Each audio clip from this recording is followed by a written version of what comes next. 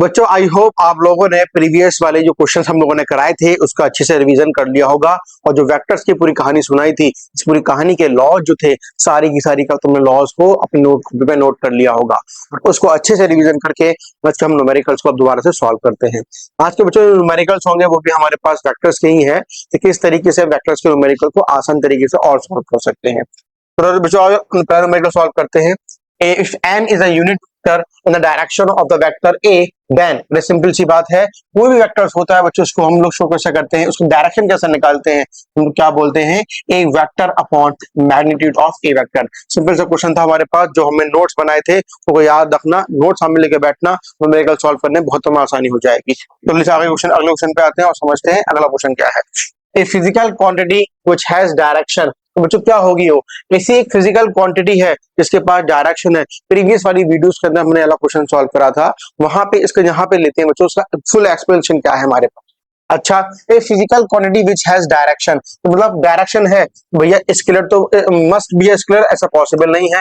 None of these को भी हटाओ, उसको इन दोनों में से हमें एक वेक्टर दिखाई दे रहा है कि वेक्टर होगा, हमें ये है कि मस्ट भी वेक्टर होगा या मे भी वेक्टर होगा। मैंने आपसे कहा बच्चों जो वेक्टर्स क्वांटिटीज होती है हमारे पास, वेक्टर्स क्वांटिटीज के पास सबके पास क्या होता है, सिंपली डायरेक्शन होता है। वेक्टर क्वांटिटी डायरेक्शन भी लेके चलती है तो हम लोग क्या बोल सकते हैं, must be a vector. But हम यहाँ बात करें इलेक्ट्रिक करंट की, इलेक्ट्रिक करंट क्या है, एक स्केलर क्वांटिटी है, बट क्या है उसके पास डायरेक्शन होता है। करंट इस डायरेक्शन में फ्लो कर रहा है, करंट इस डायरेक्शन में फ्लो कर रहा है, लेकिन वेक्टर एडिशन को फॉलो नहीं कर पाता है, इसलिए इसको हम कहाँ नहीं डालते, वेक्टर्स में नहीं डालते। स्टिल हम उसको क्या बोलते हैं, it is a scalar quantity but still it has direction.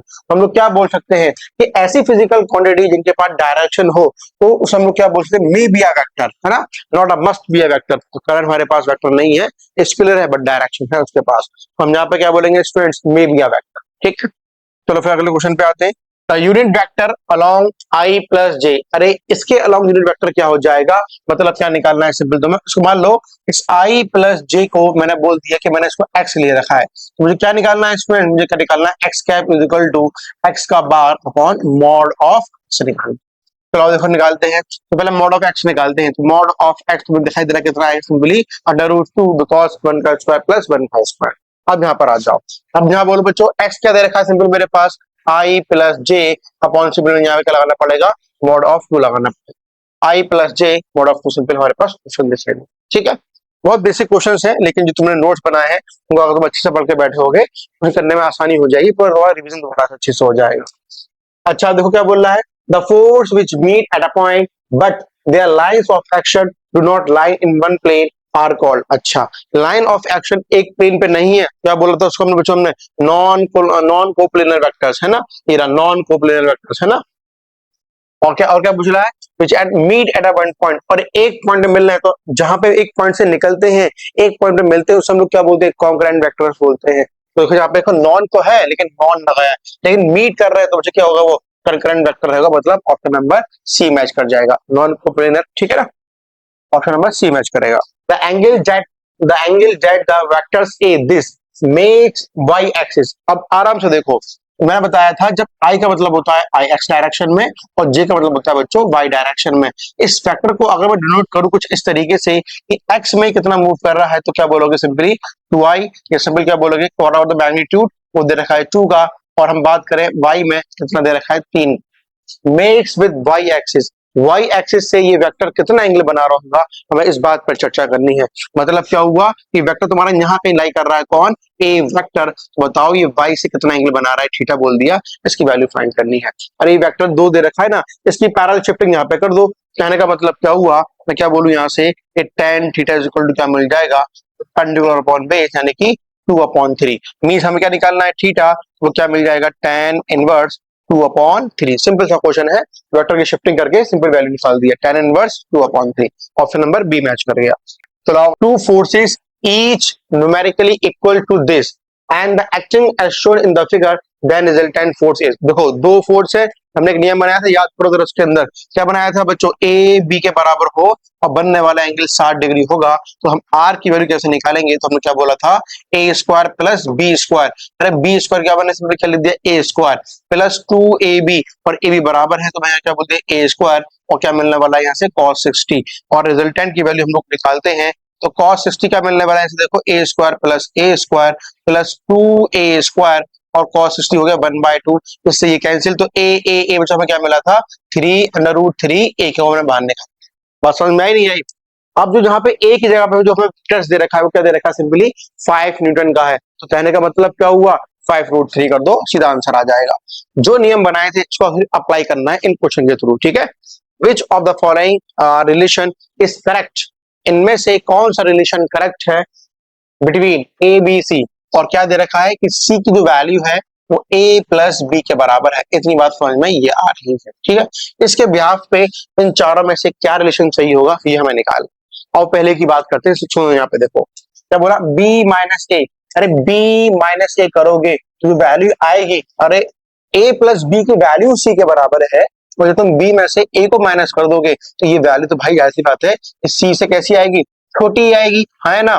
ठीक है, जहाँ पे चेक करते हैं तो बात समझ में आ रही है, लेकिन ये b माइनस ए और ये ऐसा पॉसिबल नहीं है जो वैल्यू सी से छोटी भी आ जाए और वही वैल्यू सी से बड़ी भी हो जाए, तो ये तो गलत हो जाएगा हमारे पास, है ना। यहाँ पर आते हैं, अब देखो c और क्या दे रखा है कि जो a की वैल्यू होगी, जो a की वैल्यू, जो c की वैल्यू है a से बड़ी है, हाँ ऐसी बात है, देखो बड़ी होगी, क्यों, यहाँ पे जरा देखो, क्योंकि c का जो c जो वैल्यू मिल रही है a को b से प्लस करके मिल रही है, तो कहने का मतलब क्या होगा कि जो a की वैल्यू होगी c से कम होगी, b की वैल्यू होगी वो भी c से कम होगी। लेकिन यहाँ पे क्या बोल दिया कि c की वैल्यू a से बड़ी तो है, बात समझ में आ रही है, लेकिन c की वैल्यू b से भी बड़ी है, लेकिन इक्वल भी है। लेकिन यहाँ पे दिक्कत हो जाएगी, देखो कंडीशन लगा रहा है कि इक्वल भी है और ये भी है, तो भाई इक्वल अगर कर दोगे a c के बराबर है और b भी c के बराबर है, जब दोनों बराबर बराबर है तो यहाँ पे 2c आना चाहिए ना हमारे पास, फिर मेरी बात समझ में आई नहीं है, यहाँ पे 2c आना चाहिए था, तो ये ऑप्शन नहीं हमारा गलत हो जाएगा। अब यहाँ पर आते हैं, देखो मैंने बोला a माइनस बी इसके बराबर है, और क्या बोला a प्लस बी, तो यहाँ पे तो कंडीशन देखो फिलफिल हो रही है, मतलब क्या हुआ a प्लस बी की वैल्यू कुछ ना कुछ तो मिलेगी, क्योंकि जो भी वैल्यू मिलेगी क्या सी से छोटी होगी, हाँ होगी, देखो ऐसी बात है क्योंकि a प्लस बी की वैल्यू सी के बराबर है, और जो भी a b माइनस करे, b माइनस a करे या a माइनस b करे वो सी से छोटा ही आना चाहिए, आ रहा है। लेकिन यहाँ पर देखो a प्लस बी सी के बराबर है, हाँ देखो बराबर तो है, एक प्रोबेबिलिटी यहाँ पे बन रही है, तो ये हमें हल्का हल्का सा लग रहा है, लेकिन उससे पहले हम लोग डी चेक कर ले। a माइनस बी की वैल्यू सी से छोटी होगी, हाँ होगी, लेकिन a प्लस बी की वैल्यू छोटी नहीं होगी, यहाँ पे इज इक्वल टू नहीं लगा हुआ है, लेकिन यहाँ पे लगा हुआ है, इसलिए ऑप्शन काटना पड़ेगा, ऑप्शन नंबर सी हमारा करेक्ट हो जाएगा।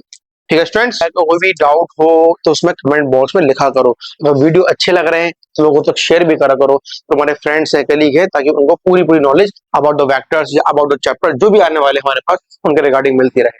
ठीक है, the resultant of a and b makes an angle alpha with a and beta with b, then देखो अच्छे समझना चीज इसको जरा, मैंने ये कहा कि एक वेक्टर है, ये सिंपल दे रखा है a वेक्टर, और ये दे रखा है मेरे पास सिंपली b वेक्टर, और ये इन दोनों के बीच एंगल थीटा, और ये क्या मिला, इन दोनों का रिजल्टेंट मिला है।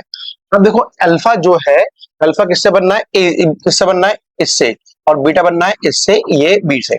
एक बात ध्यान रखना, रिजल्टेंट की वैल्यू वहां पे शिफ्ट होती है जहां पे इसकी वेक्टर्स की वैल्यू बड़ी होती है। मान लो अगर ए की वैल्यू ज्यादा होगी तो रिजल्टेंट का झुकाव ए की तरफ पहुंच जाएगा, अगर बी की वैल्यू ज्यादा होगी तो रिजल्टेंट का झुकाव बी की तरफ पहुंच जाएगा। अगर बी की वैल्यू बड़ी है और रिजल्टेंट बी की तरफ पहुंच चुका है तो बी से बनने वाला एंगल बीटा छोटा हो जाएगा। तो समझना इस बात को, अगर बी की वैल्यू बड़ी है रिजल्टेंट ऊपर की तरफ जाएगा लेकिन उसका एंगल छोटा हो जाएगा। आओ क्वेश्चन मैच करते हैं, तो अल्फा बीटा के बराबर ये बड़ा होगा, ऐसा क्वेश्चन कुछ दे ही नहीं रखा हमारे पास। अब यहाँ पर देखो, अगर बच्चों बीटा की वैल्यू बड़ी है, बीटा की वैल्यू बड़ी है तो मतलब कहाँ जाएगा, ये नीचे की तरफ जाएगा, तो ए की वैल्यू बड़ी हो जाएगी, लेकिन यहाँ पे बी बड़ा दे रखा है, गलत कर दो। अब यहाँ बीटा की वैल्यू बड़ी है, तो बीटा की वैल्यू बड़ी है तो ये कहाँ जाएगा, नीचे की तरफ जाएगा, तो ए की वैल्यू बड़ी हो जाएगी, ऑप्शन नंबर टी हमारा मैच कर रहा है। ठीक है भाई, चलो if r is equal to a plus b, चलो भाई वेक्टर्स के फॉर्म में क्या बताया था लास्ट लेक्चर में मैंने, दोनों तरफ स्क्वायरिंग कर दो तो क्या मिलेगा, a square plus b square plus 2ab and cos theta. चलो ठीक है, and what about the r square a plus b का होल स्क्वायर, तो यहाँ पे मैं क्या rule simply r square is equal to r square plus 2ab cos theta, इससे बच्चों ये कैंसिल, क्या मिला 0 इज इक्वल टू 2ab और बाजू में क्या मिला cos थीटा। cos थीटा को हमें कितना करना पड़ेगा, 0, कहां पर हो पाएगा जब 90 की वैल्यू दे रखी होगी। ठीक है, cos 90 पे तो 0 मिलता है। ठीक है, two forces of magnitude f and under root 3f, and right angle मतलब क्या हुआ, कुछ कहानी ऐसे दिखाई दे रही है। ये मेरे पास स्टूडेंट्स एफ दे रखा है, ये मेरे पास √3f दे रखा है, ठीक है। Each of them their resultant makes an angle beta with f, जो भी इसका रिजल्टेंट होगा वो एफ से, ये बनाया मैंने रिजल्टेंट मतलब एफ नेट की वैल्यू दे दी यहाँ पे, और यहां से कितना एंगल बना रहा है, ये बीटा एंगल बना रहा है। The value of beta is, तो बताओ यहाँ पे बीटा की वैल्यू क्या हो जाएगी। चलो समझते हैं तो बीटा की वैल्यू हम कैसे निकलें। अब जरा देखो इसके अंदर, अगर मैं आपसे कहूं कि इस वाले वेक्टर को पैरेलली शिफ्टिंग यहाँ पे कर दूं, तो ये वेक्टर हमें दिखाई देगा, वो क्या दिखाई देगा, √3f के बराबर। और जहां मैंने क्या पकड़ लिया सिंपली कि tan beta which is equal to perpendicular upon base, what is the value of perpendicular, √3f upon f, f से f cancel, what we get tan beta is equal to √3, मतलब क्या हो गया tan 60, मतलब option number C match कर जाएगा। वो जो वेक्टर्स की कहानी ये नहीं कि भैया जो रूल फॉर्मूले बना लिए उस पर ही काम कर रहा हो, वो हमारे इंपॉर्टेंट है, वो हमारा बेसिक बनाते हैं, लेकिन हमारे पास जो कॉन्सेप्ट हमने बनाए हैं वेक्टर्स के, वो हमें पूरे ग्रैप होने चाहिए। अभी हमने कुछ क्वेश्चन सॉल्व करे हैं, नेक्स्ट लेक्चर के अंदर अभी हम वेक्टर्स की ही बात करेंगे, और वेक्टर्स के क्वेश्चन को हम कैसे सॉल्व कर सकते हैं, कैसे और मॉडिफाई कर सकते हैं, उसकी हम लोग बात करेंगे।